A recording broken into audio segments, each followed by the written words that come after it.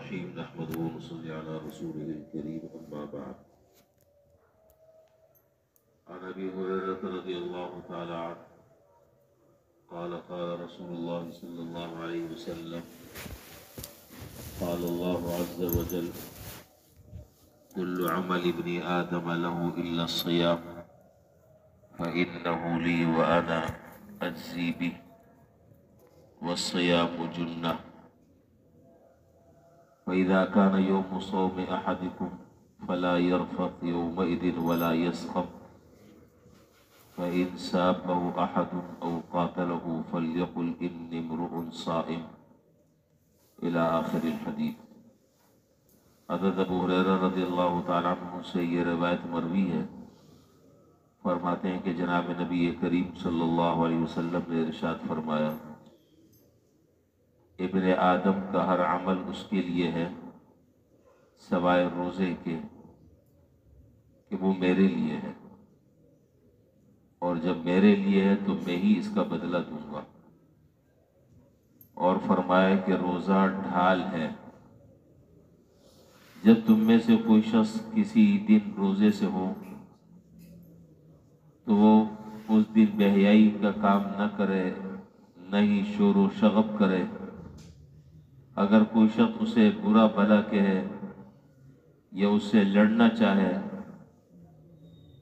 تو اسے یہ چاہیے کہ یوں کہہ دے کہ میں روزے دار آدمی ہوں.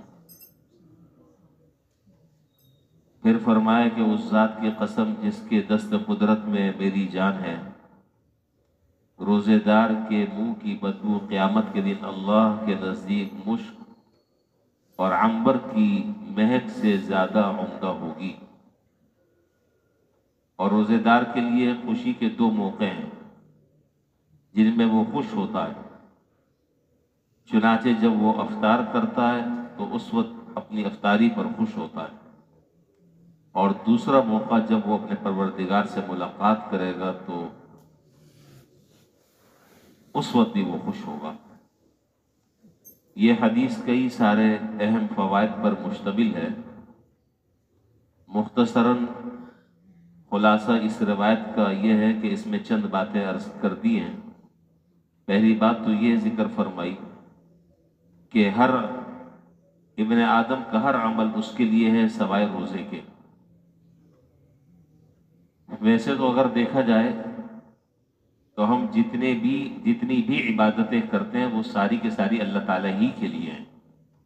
ابھی ہم نے نماز پڑھی، کس کے لیے پڑھی؟ اللہ تعالیٰ کے لیے پڑھی.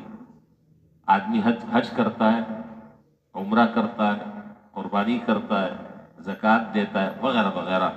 یہ جتنے بھی اعمال ہیں، عبادات جو کہلاتی ہیں، کوئی مالی عبادت ہے، کوئی بدنی عبادت ہے، کوئی مالی اور بدنی عبادت کا مجموعہ ہے، وغیرہ وغیرہ. یہ ساری کی ساری عبادتیں جو ہیں وہ اللہ تعالیٰ کے لیے ہی ہیں. اگر کوئی انسان کسی انسان کے لیے کوئی عبادت کرتا ہے تو وہ عبادت نہیں کہلائے گی، اس پر کوئی اجر اور ثواب نہیں ہے. تو عبادت تو ساری کی ساری اللہ تعالیٰ کے لیے، لیکن یہاں پر اس روایت میں خاص طور پر یہ بات فرمائی کہ ابن آدم کا ہر عمل اس کے لیے ہے سوائے روزے کے کہ وہ میرے لیے.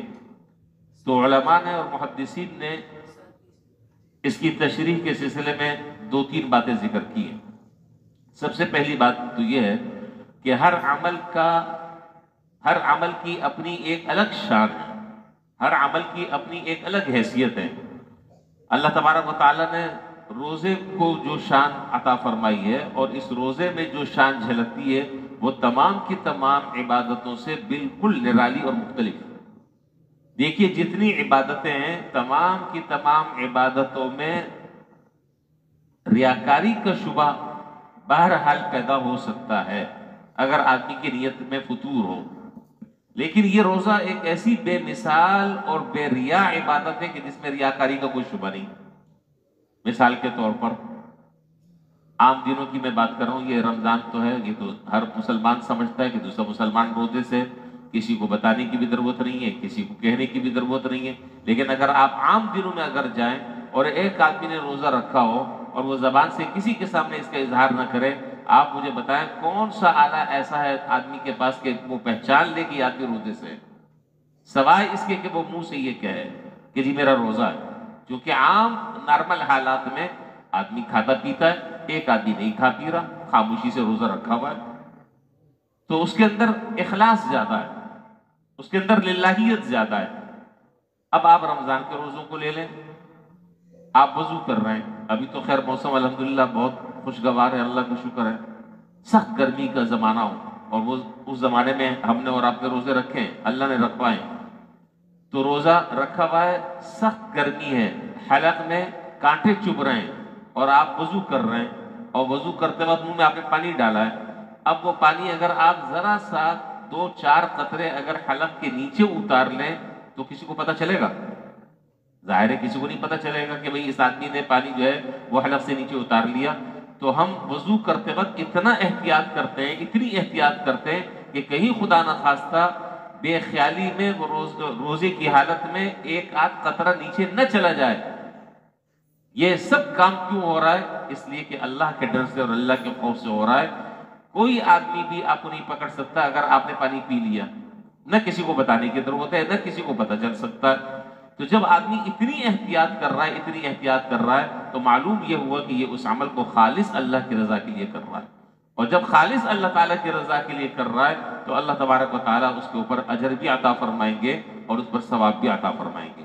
यहाँ पर तो वो रिवायत नहीं है, हदीस की दूसरी किताबों में जहाँ किताब सोम है वहाँ पर तमाम की तमाम हदीस की किताबों में वो रिवायत भी है कि जिसमें जनाब नबी करीम सल्लल्लाहु अलैहि वसल्लम ने इरशाद फरमाया कि रोजेदार जब क़यामत के दिन आएगा तो अल्लाह तबारक व तआला उसको ये शान अता फरमाएंगे, ये एजाज अता फरमाएंगे, वो मकाम और मर्तबा अता फरमाएंगे कि उसके लिए जन्नत में दाखिल होने का एक मुस्तकिल दरवाजा होगा और उस दरवाजे का नाम होगा बाबुर रैयान।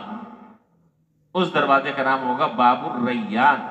उस दरवाजे से सिर्फ रोजेदार दाखिल हो सकते हैं, कोई और दाखिल नहीं होगा। और जब रोजेदार दाखिल हो जाएंगे वो दरवाजा मुकफ्फल कर दिया जाएगा और वो दरवाजा बंद कर दिया जाएगा। तो ये बेमिसाल इबादत भी है और जैसा कि मैंने अर्ज किया कि ये बेरिया इबादत भी है, इसमें रियाकारी का अदना से अदना शुबा भी नहीं है। एक बात तो ये बयान फरमाई कि ये रोजा मेरे लिए है और जब मेरे लिए है तो मैं इसका बदला दूंगा। हर आदमी जो है वो अपनी हैसियत के मुताबिक सामने वाले को देता है। अल्लाह ना करे कोई जरूरतमंद आदमी मेरे पास आता है, कहते हैं कि जी मुझे दे दो, तो जाहिर है कि मैं 50 रुपए दे दूंगा, 100 रुपए दे दूंगा, इससे और ज्यादा क्या दूंगा। आपके पास अगर आता है तो आप अपनी हैसियत के मुताबिक 500 और 1000 रुपए दे देंगे। किसी बड़े सखी आदमी के पास गया वो 10,000 रुपए दे देगा। बादशाह के पास गया हो सकता है कि वो 1,00,000, 2,00,000, 5,00,000, 10,00,000 का चेक दे दे। लेकिन अल्लाह तबारक व तआला जब रोजेदार को अता फरमाएंगे तो वो अपनी शान के मुताबिक अता फरमाएंगे और वो अपनी शान के मुताबिक जो देंगे उसका अंदाजा, उसका तसव्वुर हम दुनिया में नहीं कर सकते। वो अल्लाह ताला कैसे देंगे, कितना देंगे, किस शक्ल में देंगे, वो अल्लाह ताला अपनी शान के मुताबिक देंगे। एक बात तो ये फरमाई। दूसरी बात फरमाई वस्सियामु जुन्ना। देखो ये रोजा जो है वो ढाल है। ढाल से जिस तरीके से इंसान अपनी हिफाजत करता है इसी तरीके से ये रोजा ढाल है 3 चीजों से। नंबर 1, दुनियावी एतबार से जो परेशानियां हैं, मसाइब हैं, जो आदमी जितना ज्यादा उलझनों का शिकार हो, जितना ज्यादा परेशानियों का शिकार हो, वो रोजे का एहतमाम करे, अल्लाह ताला इस रोजे की बरकत से उसकी सारी परेशानियों को दूर फरमा देंगे। तो ये रोजा जो है वो एक ढाल बन गया। इसी तरीके से नफ्स और शैतान के मकर और फरेब से जिस आदमी के दिमाग पर हर वक्त शैतान सवार रहता है और हर वक्त उसके दिमाग में ख्वाहिशात जन्म लेती रहती हैं और मुख्तलिफ किस्म के उल्टे सीधे ख्यालात आते रहते हैं। बहुत सारे लोग अपने हालात बताते हैं, शिकायत करते हैं कि जी हर वक्त दिमाग पर जो है वो शैतानियत सवार रहती है, उल्टे सीधे ख्यालात आते हैं। जब हम उनको कहते हैं कि भाई रोजा रखो, कहते हैं कि ये जी ये मुश्किल काम है।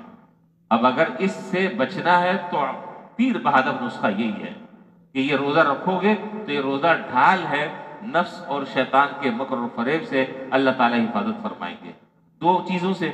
और तीसरी चीज फरमाई कि क़यामत के दिन दोज़ख के अजाब से ये ढाल है, रोजेदार आदमी जो है वो जहन्नम में दाखिल नहीं होगा। ये आग उसके लिए रुकावट बन जाएगी और ये उसके लिए माने बन जाएगी। उसके बाद आगे फरमाया जब तुम में से फ़इज़ा कान यौम सौम अहदिकुम, जब तुम में से किसी आदमी का रोजा हो तो वो न चीखे, न गालब गलोच करे और न शोर शराबा करे, न लड़ाई झगड़ा करे, न आपस में तू तकार करे, نہ آپس میں ایک دوسرے کے ساتھ بحث اور مباحثہ کرے، اور اگر کوئی آدمی بالفرض نادانی اور جہالت کی وجہ سے اس کا بلڈ پریشر ہائی ہو گیا ہے، اور وہ اس کی وجہ سے یا مزاج کی اپنی حدت کی وجہ سے، مزاج کی گرمی کی وجہ سے آپ کے ساتھ الجھنا چاہتا ہے، آپ کے ساتھ بدتمیزی کرنا چاہتا ہے، آپ کے ساتھ جو ہے زبانی تو تکار کرنا چاہتا ہے، تو حدیث میں یہاں فرمایا کہ اس کو اتنی بات کہہ دو کہ بھائی میں روزے سے ہوں۔ یہ نہیں کہ آپ پتھر کا جواب جو ہے وہ اینٹ سے دیں، وہ ایک گالی دے تو آپ 5 گالی دیں، وہ 5 گالیاں دے تو آپ 10 گالی دیں، وہ چھوٹی دے تو آپ بہت بڑی دیں، آپ تگڑی گالی دیں۔ رمضان جو ہے وہ ان چیزوں کا نام نہیں۔ رمضان میں ان چیزوں پر قابو پانا ہے، اس پر صبر کرنا ہے، سامنے والے کی سخت سست بات کو برداشت کرنا ہے، اور جب یہ کریں گے تو اس کے عجیب و غریب فائدے انسان اس کا مشاہدہ کرے گا، اور عجیب و غریب اس کو انشاءاللہ فائدے ہوں گے۔ تو خلاصہ یہ ہے۔ اچھا، آگے بھی ایک بات ذکر کی، وہ تو بات میں انشاءاللہ پھر کل ذکر کروں گا، اب آخری بات ختم کر رہا ہوں۔ رمضان میں اور روزے کی حالت میں اگر ایک چیز پر قابو پا لیا جائے تو رمضان کی جتنی برکتیں ہیں، رمضان کے جتنے فوائد ہیں، رمضان کی جتنی خصوصیات ہیں، وہ ساری کی ساری حاصل ہو جائیں گی۔ ایک بات پر اگر قابو پا لیا جائے، وہ کیا؟ کہ ہم میں سے ہر آدمی اس بات کا تہیہ کرے، اس بات کا عزم کرے، اس بات کا ارادہ کرے۔ ابھی یہ رمضان کا شروع ہے، یہ دوسرا روزہ ہے، آج ابھی شروع ہے، ابھی وقت باقی ہے۔ ایک بات کا اہتمام کر لیں کہ میں اس رمضان میں زبان کو قابو میں کرنے کی مشق کروں گا انشاءاللہ۔ زبان کو قابو میں کرنے کی مشق کروں گا۔ اس زبان سے بے حیائی کی بات نہیں نکلے گی، اس زبان سے جھوٹ نہیں نکلے گا، اس زبان سے غیبت کسی کی نہیں ہوگی، اس زبان سے کسی کی دل آزاری نہیں ہوگی، اس زبان سے کسی کی برائی نہیں ہوگی، اس زبان سے لایانی اور لغو اور گناہ کی باتوں سے میں بچوں گا۔ اگر اس زبان پر قابو پا لیا اس رمضان میں اور اس کی مشق کر لی، جو کہ کرنا آسان ہے، تو انشاءاللہ آپ کے جو اس دفعہ کے جو روزے ہوں گے وہ میں جہاں تک سمجھتا ہوں کہ عام سالوں کے روزوں کے مقابلے میں بڑے بے مثال اور بے نظیر ہوں گے انشاءاللہ۔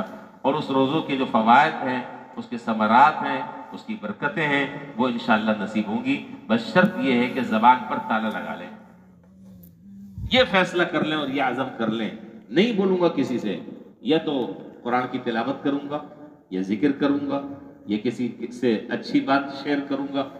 بس زبان سے نہ الٹی سیدھی بات، نہ گالم گلوچ، نہ گناہ کی بات، نہ غیبت، نہ برائی، نہ کسی کا اچھائی سے تذکرہ، نہ برائی سے تذکرہ۔ یہ غیبت ایسی شروع نہیں ہوتی، غیبت کی جو سٹارٹنگ ہے وہ یہاں سے ہوتی ہے، فلاں آدمی تو بہت اچھا ہے، فلاں آدمی تو بڑی کوالٹی ہے، فلاں آدمی تو بڑی خوبی ہے۔ دوسرا کہتا ہے نہیں نہیں، اس کے اندر تو یہ بھی ہے، اس کے اندر تو یہ بیماری بھی ہے، اس کے اندر ہی ہاں یہ بات تو۔ اب یہاں سے دروازہ کھل گیا۔ اس بات کا تہیہ کر لیں کہ نہ اچھائی کا تذکرہ، نہ برائی کا تذکرہ، اپنے وقت کی حفاظت اور اپنے آپ کو کام میں لگانا۔ اللہ تعالیٰ انشاءاللہ بہت سارے گناہوں سے ہماری اور آپ کی حفاظت کریں گے۔ اللہ تعالیٰ ان گزارشات پر ہم سب کو عمل